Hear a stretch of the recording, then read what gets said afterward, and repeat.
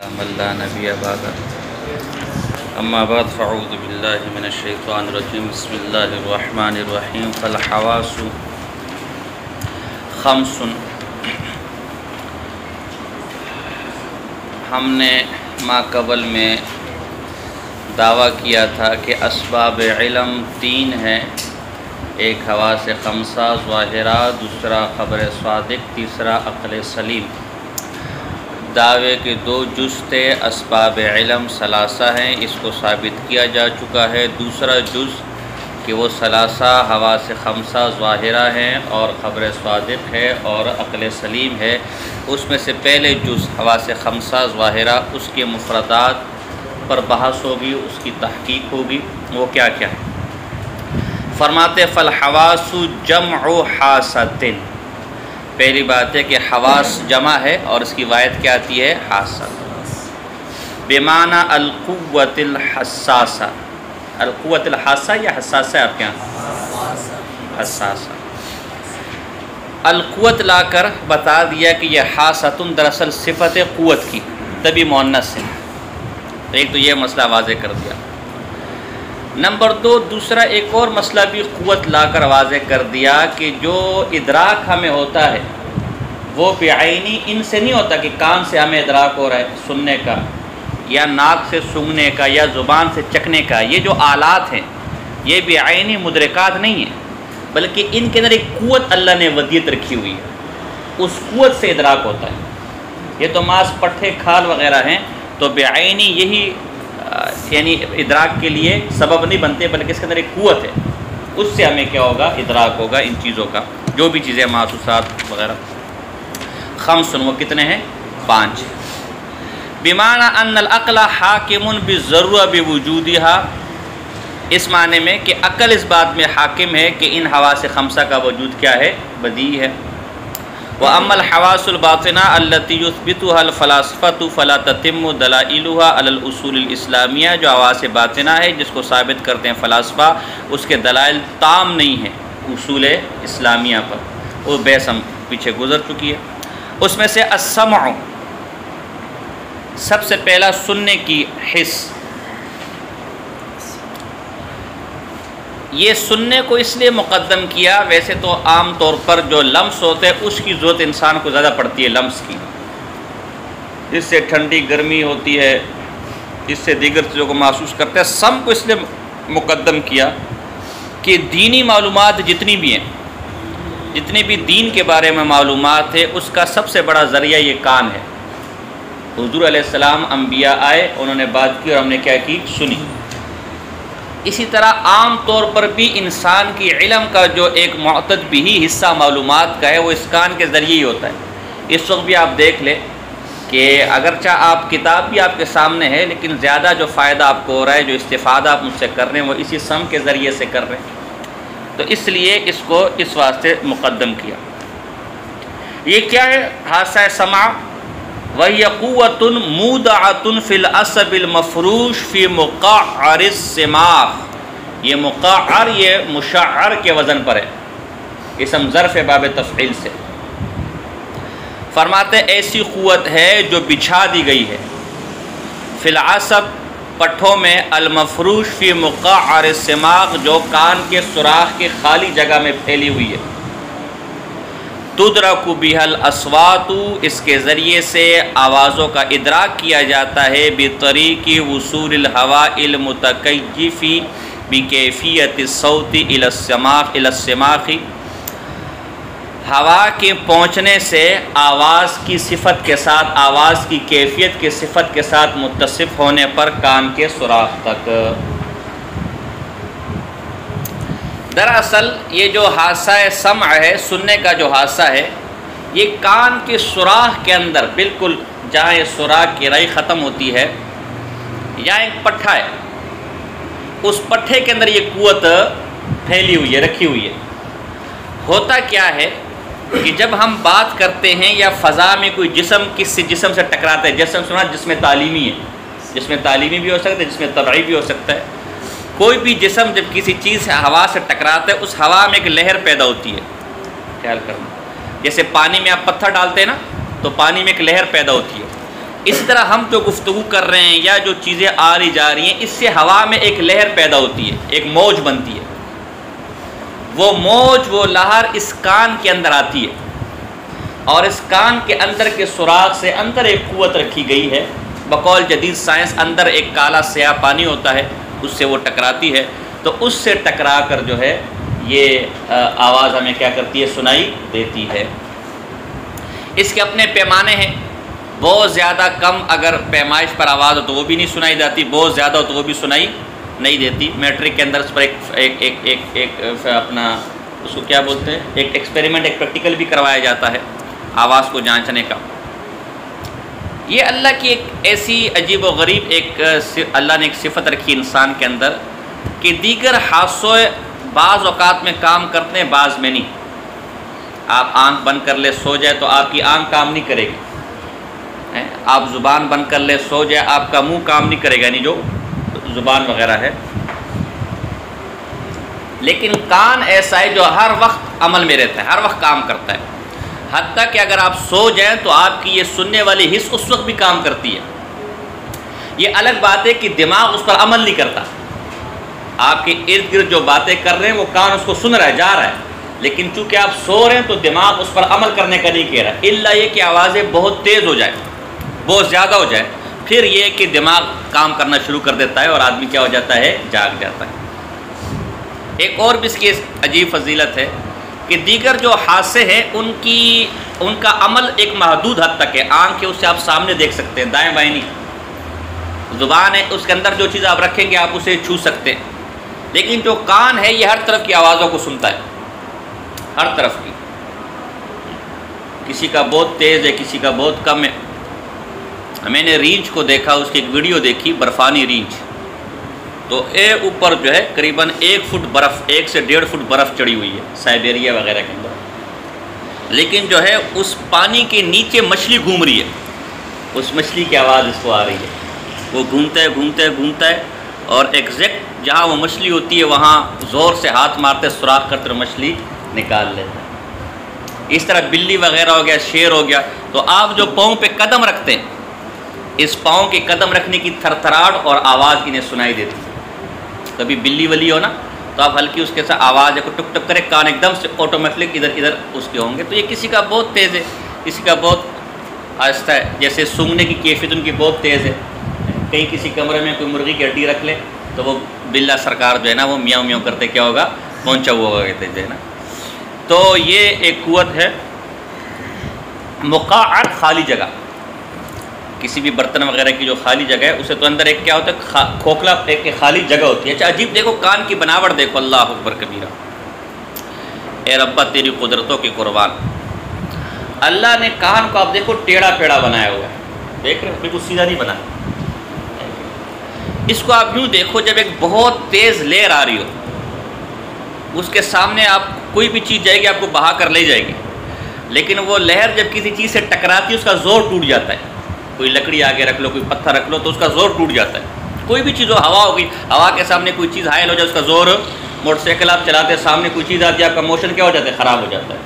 تو اللہ نے اس کان کی بناوٹ ایسی رکھی کہ بہت تیز آواز اگر آئے تو اس کو نقصان نہ پہنچا دے. وہ ٹکرا کے آگے جو ہے اس انداز سے جاتی ہے کہ اس کے موشن میں فرق آ جاتا ہے اور کان کے پردے کو نقصان نہیں پہنچتا.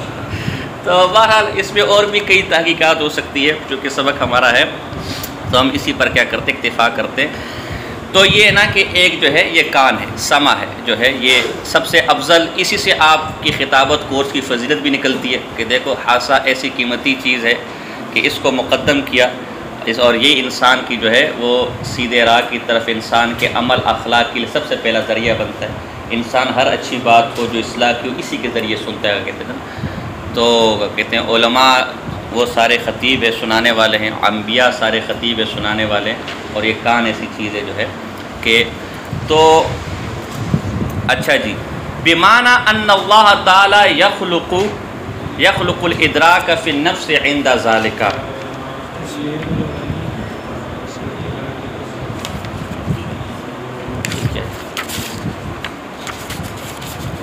فارم برائے تقرر اساتذہ کرام. یہ دوبارہ تقرر کر رہے ہیں کیا سال کے بیچ میں؟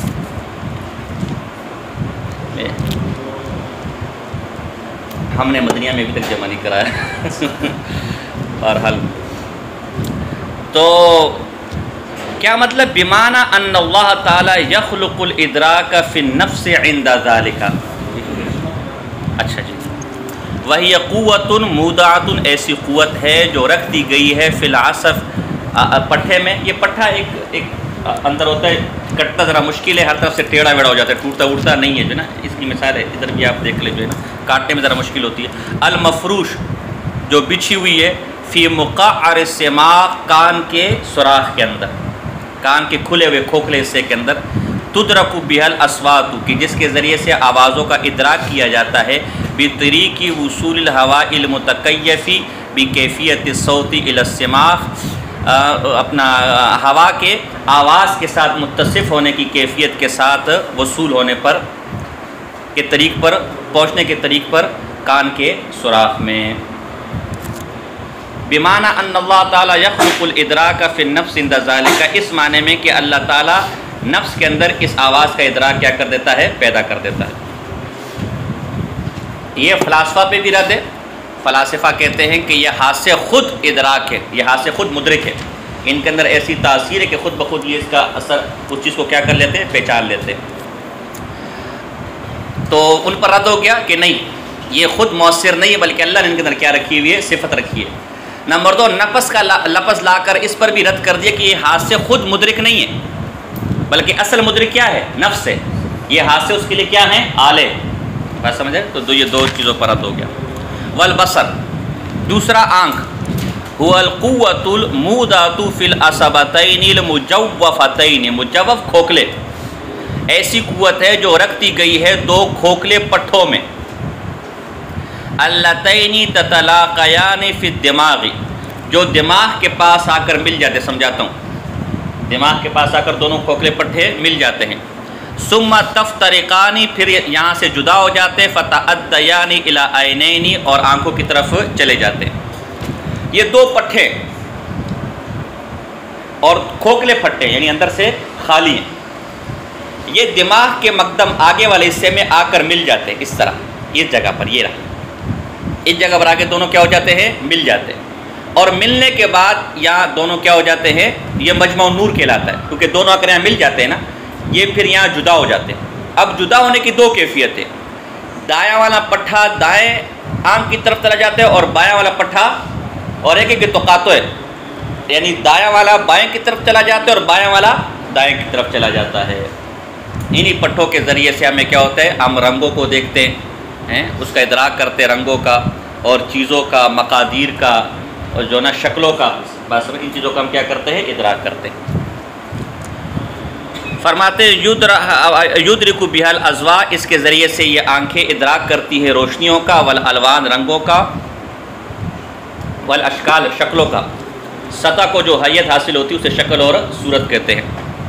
والمقادیر، اور مقداروں کا، طول، عرض اور کم متصل کار و ذات. ٹھیک ہے نا، مراد یہ. پھر اس میں طول آ جائے گا، پھر عرض آ جائے گا، اور اگر تینوں طرف تقسیم قبول کرتے تو طول، عرض اور عمق، جس میں تعلیمی بن جائے گا. بات سمجھ آ رہی؟ والحرکات، حرکتوں کا، والحسن، خوبصورتی کا، والقب، اور بدصورتی کا، وغیرہ ذالک مما یخلق اللہ تعالی ادراکا فی النفس عند استعمال اب تلک القوہ. اللہ تعالیٰ نفس کے اندر ان چیزوں کے ادراک کی قوت پیدا کر دیتا ہے جب آدمی اس حص کو کیا کرتا ہے، اس قوت کو کیا کرتا ہے، استعمال کرتا ہے. والشم، تیسرا حص، سونگنا. وهو قوة مودعة في الزائدتين النابتتين في من مقدم الدماغ. یہ ایسی قوت ہے جو رکھتی گئی ہے دو ابھرے ہوئے حصوں میں، جو دماغ کے اگلے حصے میں دو ابھرے ہوئے سے جسم ہے. دو ابھرے ہوئے کیا ہے، جسم ہے. مثال آگے آ جائے گا. عورت کے پستان کے وہ نہیں ہوتے، وہ جو ابھرے ہوئے وہ ہوتے ہیں، اس کو کیا بولتے ہیں، جو ان کی طرح ہوتے ہیں. ٹھیک ہے نا، یہ ایسے گول سے لال سے ہوتے ہیں، کہتے ہیں جو ہے نا. زائدتان نابتتین من مقدم الدماغ الشبیہتین بحلمتی ثدی. عورت کے پستان کی ابھرے ہوئے ابھار کی طرح ایسے چھوٹے چھوٹے سے ہوتے ہیں. اتنے بڑے بڑے تو خیر نہیں ہوتے، مطلب چھوٹے چھوٹے. یدرک بہا الروائح بطریق وصول الہواء المتکیف.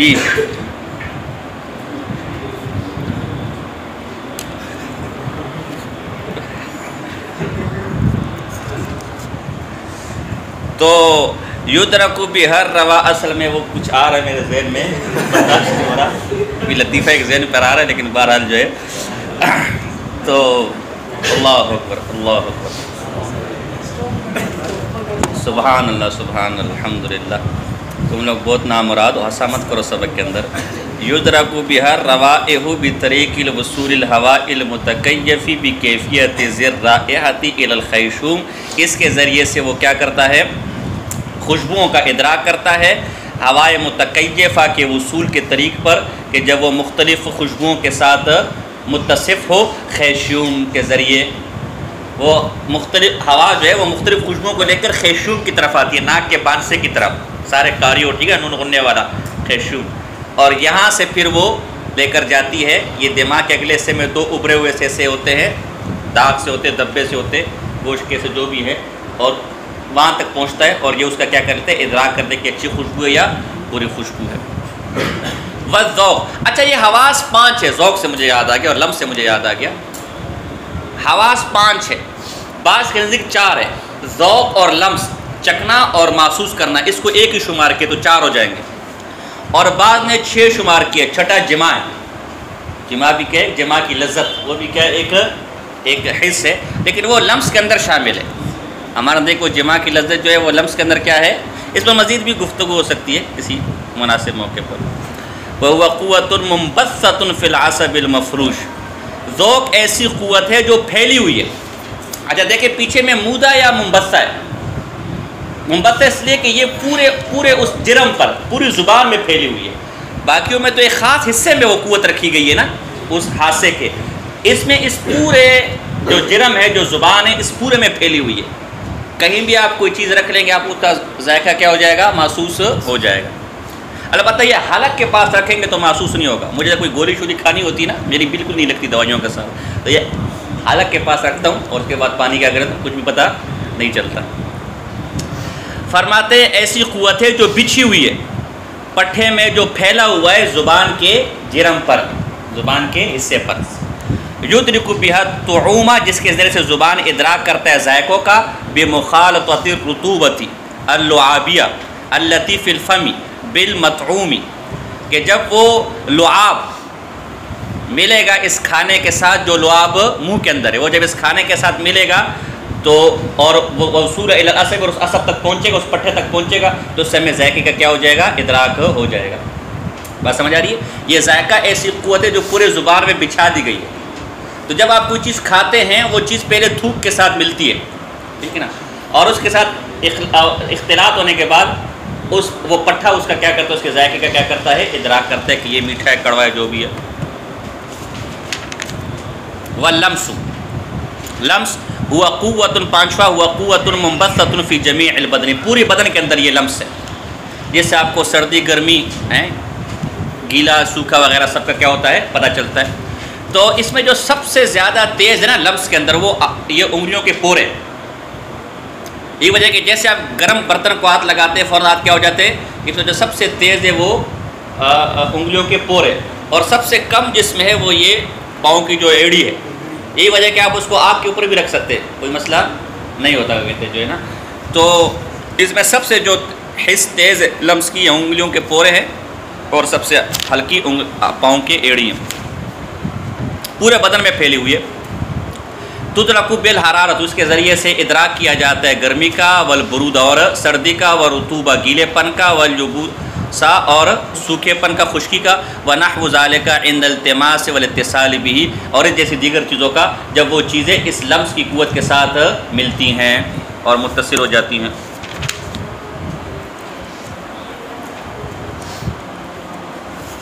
بات سمجھ آ رہی ہے؟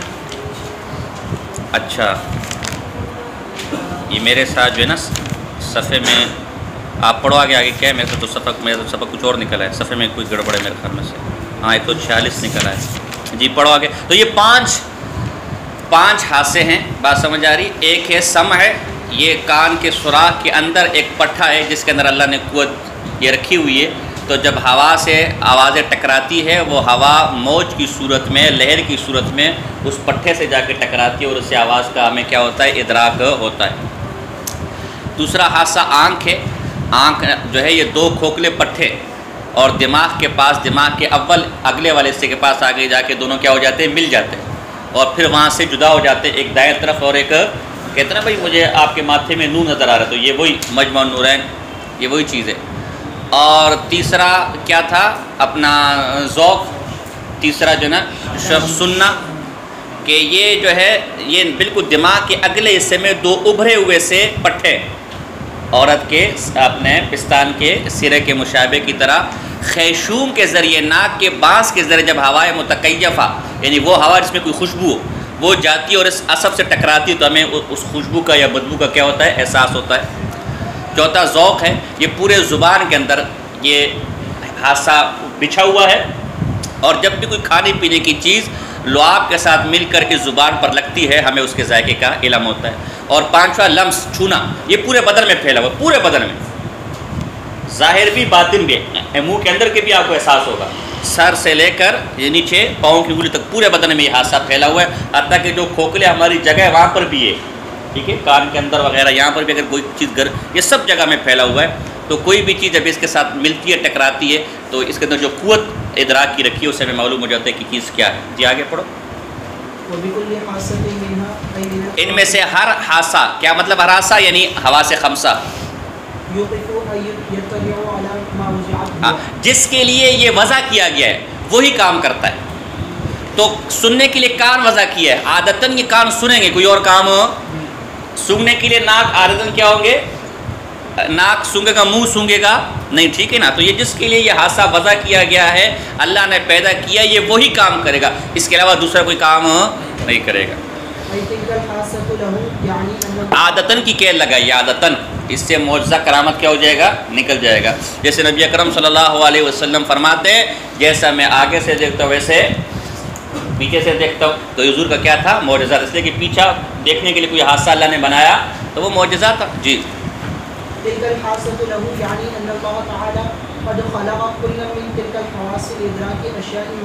اللہ تعالیٰ نے میں سے ہر حادثے کو پیدا کیا ہے اشیاء مخصوصہ کے ادراک کے لیے۔ تو اشیاء مخصوصہ میں سے مطلب کیا، یعنی سننے کے لیے یہ ایک شے مخصوص ہے، کان کو پیدا کیا ہے، سونگنے کے لیے ناک کو، چکھنے کے لیے زبان کو، اور محسوس کرنے کے لیے لمس کو۔ تو جو اشیاء مخصوصہ ہیں، سننا، دیکھنا، چکھنا، اس کے سہارے کے لیے حادثہ کیا کیا ہے، مختص کیا ہے۔ تو ہر حادثہ وہی کام کرے گا جس کے لیے اللہ نے اس کو کیا کیا ہے، پیدا کیا ہے۔ بات سمجھ آ رہی ہے؟ کوئی دوسرا کام نہیں کرے گا۔ کیا؟ ہاں، جیسے کان کے لیے سننا، جی جی، اور جی آسان ہے نا سے، تو یہ نا اور سننے کی، جی ہاں، اس ایک حادثے سے اس چیز کا ادراک نہیں کیا جا سکتا جس سے دوسرا حادثہ جس کا ادراک کرتا ہے۔ بات وہی ہے، اگر ناک کے لیے سونگنا ہے تو کان سونگ نہیں سکتا۔ جی اچھا، عادتاً تو ایک حادثہ دوسرا کام نہیں کر سکتا، دوسرے حادثے کا کام نہیں کر سکتا۔ آیا عقلاً ممکن ہے؟ یعنی ٹھیک ہے، عادتاً تو کان سنے گا، وہ چکھے گا نہیں، لیکن کیا عقلاً اگر کان چکھنا چاہے تو چکھ سکتے کہ نہیں چکھ سکتا؟ تو اس میں اختلاف ہے۔ فلاسفہ کے نزدیک تو نہیں ہو سکتا، کان کبھی عقلاً بھی نہیں چکھ سکتا، ناک عقلاً بھی نہیں دیکھ سکتی، جبکہ اہل سنت والجماعت کہتے ہیں سب اللہ کی تخلیق پر ہے۔ یہ سب کیا ہے، اللہ کی تخلیق پر ہے۔ وہ اللہ جو کان سے سنوا سکتا ہے وہ کان سے بلوا بھی سکتا ہے، لہذا عقلاً ایک حادثے کا دوسرا کام کرنا ممکن ہے، اس لیے کہ ان کے اپنے کوئی طاقت اور کوئی قوت، ابھی آپ نے پڑھا اللہ نے یہ قوت رکھی ہے، اور اللہ جب چاہتا ہے تو ان حادثوں کے اندر اس چیز کو پیدا کر دیتا ہے، ہمیں وہ چیز، ان چیزوں کا ادراک ہو جاتا ہے۔ یہی وجہ ہے کہ قرآن میں وضاحت ہے کہ قیامت کے دن کافروں کے منہوں پر کیا لگا دیے جائیں گے، تالے، اور ان کے ہاتھ اور پاؤں کیا کریں گے، بولیں گے۔ اب بولنے کے لیے منہ ہے، ہاتھ اور پاؤں نہیں ہے، لیکن وہ کیا کر رہے ہیں، بول رہے ہیں۔ بات سمجھ آ رہی کہ نہیں آ رہی؟ تو اس لیے اس ابھی میں نے حضور علیہ السلام کا مثال آپ کو دی کہ وہ پیچھے سے بھی کیا کرتے تھے، دیکھتے تھے۔ بعض علماء نے لکھے کہ جیسے آگے دو آنکھیں، اس طرح پیچھے ایک آنکھ نما کوئی چیز تھا، کوئی نشان تھا، اس سے حضور دیکھتے تھے، اور لیکن پیچھے کچھ بھی نہیں تھا، بس یہ حضور کا معجزہ تھا کہ جیسے آگے سے نظر آتا تھا ویسے پیچھے سے. اب دیکھو دیکھنے کے لیے پیچھے آنکھ تو کوئی نہیں، پیچھے تو دماغ ہے، سر ہے کہ نہیں، بال ہے. تو یہ عقلاً اگر اللہ چاہے تو ایک ہاتھ سے دوسرے ہاتھ کا کام لیا جا سکتا ہے. بات سمجھ آ رہی ہے جی؟ یہ اس کے لیے شرائط نہیں ہے، یعنی دیکھنے کے لیے آنکھ شرط ہو یہ نہیں، یہ اسباب ہے، ذرائع ہے. اللہ چاہے یہ ذرائع کیا ہو جائیں گے، تبدیل ہو جائیں گے، بدل دے گا. بات سمجھ ہے کہ نہیں؟ تبھی معتزلہ نے قیامت میں رؤیت کا انکار کیا کہ دیکھنے کے لیے شرط یہ کہ جو چیز دیکھی جائے وہ سامنے موجود ہو، اس پر آنکھ کی روشنی پڑتی ہو. ہم کہتے ہیں یہ اسباب ہے، شرائط نہیں ہے. یہ قوت کا ہونا، اندر ہوا کا متکیف ہونا اصوات کے ساتھ یا جو ہے روایت کے ساتھ، یہ اسباب ہے. اللہ نے سبب کے درجے میں، ذرائع کے درجے میں ایسی چیزیں پیدا کی، شرائط نہیں ہے. اللہ چاہے تو وہی کان ہوگا لیکن ہم بول رہے ہوں گے، اللہ چاہے تو وہی آنکھ ہوگا لیکن ہم سن رہے ہوں گے. تو بس لہٰذا عقلاً اگر اللہ چاہے تو ایک ہاتھ سے دوسرے ہاتھ کا کام لیا جا سکتا ہے جی. عادتاً ایسا نہیں ہے سوائے معجزہ. عادتاً ایسا تو عادت سے معجزہ اور کرامت خود نکل گیا، اس لیے کہ معجزہ اور کرامت ہوتی ہے عادت کے خلاف ہے. تو عقلاً تو ہم فلاسفہ اس کو نہیں مانتے، اس لیے کہ ان کے نزدیک ہر حادثے کے اندر اپنی ذاتی تاثیر ہے. اور اہل سنت والجماعت کے نزدیک عقلاً اگر اللہ چاہے تو ایک حادثے سے دوسرے حادثے کا کام لیا جا سکتا ہے جی. آگے کیا؟ ہاں دیکھو صحیح یہ حق بات یہ ہے کہ یہ ممکن ہے. جواز کا لفظ جو ہے نا جب بھی علم کلام کے اندر ہے تو آپ کے فقہ والا جائز ناجائز نہیں ہوگا، اور منطق کے اندر بھی جب جواز کا لفظ ہے تو اس سے عقلاً حل یجوز مطلب عقلاً ممکن ہے، حل یمکن آپ کا وہ فقہ والا جائز ناجائز. یہاں منطق کے اندر اور علم کلام میں جب جواز کا لفظ آتا ہے اس سے ہمارا امکان ہوتا ہے، امکان عقلی ہوتا ہے. تو فرماتے ہیں حق بات یہ کہ اس کا امکان عقلی موجود ہے جی. کیوں کہ یہ سب کچھ اللہ کے خلق کے ساتھ، خلق کے توسط سے، خلق کی برکت سے. ان حواس کو بالذات خود کوئی تاثیر نہیں ہے. تو جب سب اللہ کی تخلیق سے، اللہ کی ایجاد سے، اللہ کے حکم سے ہو رہا ہے تو وہی اللہ جس نے کان کو سننے کے لیے پیدا کیا اور اس کے حکم سے وہ سن رہا ہے، وہ ناک کو حکم دے سکتے ہیں، اس کے اندر سننے کا مادہ رکھ سکتا ہے. اگر یہ حواس خود بالذات مؤثر ہوتے ہیں تو ہم کہتے ہیں بھائی ایک ہاتھ سے دوسرے کا کام عقلاً لینا درست نہیں ہے. جب سب کچھ اللہ کی تاثیر سے، اللہ کی خلق سے، اللہ کی ایجاد سے، اللہ کے حکم سے ہو رہا ہے تو جو اللہ کان سے وہ ایک کام لے رہا ہے وہی کام ناک سے بھی اللہ کے حکم سے ہوا جا سکتا ہے جی. ہاں لہٰذا یہ اس چیز میں کوئی استحالہ عقلی نہیں ہے، یہ چیز ناممکنات میں سے نہیں ہے کہ اللہ کیا ہاں کہ اللہ آنکھ کو استعمال کرنے پر کس کا ادراک کر دے، آوازوں کے سننے کا. حالانکہ آنکھ تو دیکھنے کے لیے نا یار، لیکن اللہ چاہے تو آنکھ کے استعمال کرنے کے بعد ہمیں کیا چیزیں نظر ہمیں سنائی دے، نظر نہ آئے. تو یہ اللہ کی تخلیق سے ہو سکتا ہے جی. یہ ایک اعتراض ہے. اعتراض یہ کہ بابا جی ابھی آپ نے کہا کہ عادتاً ایک حص دوسرے حص کا کام سر انجام ایک یہاں تک تو بات سمجھ آئے گی نا. دو باتیں، ایک تو آواز سے خمسہ ظاہرہ کس سے کہتے ہیں، مسئلہ ہو گیا. نمبر دو دوسری اصولی بات ہے کہ عادتاً ایک حادثہ دوسرے حادثے کا کام نہیں کر سکتا، عقلاً فلاسفہ کے نزدیک بھی نہیں کر سکتا، ہمارے نزدیک. تیسرا اس پہ اعتراض ہے جو تیسری بات ہے فلاسفے کی سبق کی. اعتراض یہ کہ بھائی صاحب ابھی آپ نے کہا کہ عادتاً ایک حص دوسرے حص کے کام ڈیوٹی سر انجام. ہم آپ کو ابھی ایک حص دکھاتے ہیں جو دو کام کر رہی ہے بیک وقت. زبان ہے، زبان ایک حص ہے، اس سے کوئی چیز رکھو تو چکھنے کا بھی معلوم ہو جاتا ہے اور گرم ہے ٹھنڈا ہے وہ بھی معلوم ہو جاتا ہے. حالانکہ گرم اور ٹھنڈا تو لفظ کا تھا نا یار، وہ زبان کا کام تو حص ایک ہے لیکن کام کون کر رہا ہے؟ دو. تو جناب جی آپ کو غلط فہمی ہوئی ہے. ہم نے شروع میں کہہ دیا تھا کہ یہ لمس پورے جسم میں، حتیٰ کہ جسم کے جو اندرونی اعضاء ظاہرہ ہمیں نظر آ رہے ہیں اس میں بھی ہے. تو وہ جو ذائقہ ہے وہ تو زبان کی وجہ سے ہمیں محسوس ہو رہا ہے، اور جو گرمی ٹھنڈی ہے وہ حادثہ ذوق نہیں ہے بلکہ حادثہ لمس ہے جو زبان کے اندر بھی ہے، جو زبان کے اندر بھی ہے. بات سمجھے کہ نہیں سمجھے؟ جو لمس ہے، لمس صرف ہمارے ظاہری جسم پر نہیں ہے بلکہ ہمارے اندرونی حصے جو نظر آ رہے ہیں، ناک کے اندر کا خیشوم ہے، کان کے اندر کی چیزیں ہیں، منہ کے اندر کی ساری چیزیں، لمس یہاں پر بھی موجود ہے. تو جو زبان سے ہمیں دو چیزیں بیک وقت محسوس ہوتی ہیں، ایک میٹھی کڑوی جو زبان کا کام ہے اور ایک گرم ٹھنڈک جو لمس کا کام ہے. تو یہ ایک زبان یہ دو کام سر انجام نہیں دے رہی بلکہ زبان تو صرف ذائقے کا ادراک کر رہی ہے، جو ٹھنڈا گرم ہمیں محسوس ہو رہا ہے وہ لمس کی جو قوت ہے نا، جس طرح پورے جسم میں رکھی گئی ہے، اس طرح منہ کے اندرون حصے جس میں زبان بھی شامل ہے اس میں بھی رکھی گئی ہے. تو گرم ٹھنڈے کا ادراک ہمیں قوت لمس، حاسہ لمس سے محسوس ہو رہا ہے، حاسہ ذوق سے محسوس نہیں ہو رہا. مسئلہ سمجھ آ گیا؟ مسئلہ کلیئر ہوگا جی؟ ہاں دیکھو یہ جو ذائقے والی حص ہے، کیا یہ ایک ہی چیز کی بیک وقت حلاوت، مٹھاس اور گرمی معلوم نہیں کر لیتی؟ گرمی ٹھنڈی؟ ہم کہیں نہیں، ہاں بلکہ ہم کہیں گے جو مٹھاس معلوم ہو رہی ہے وہ حاسہ ذوق کی وجہ سے معلوم ہو رہی ہے.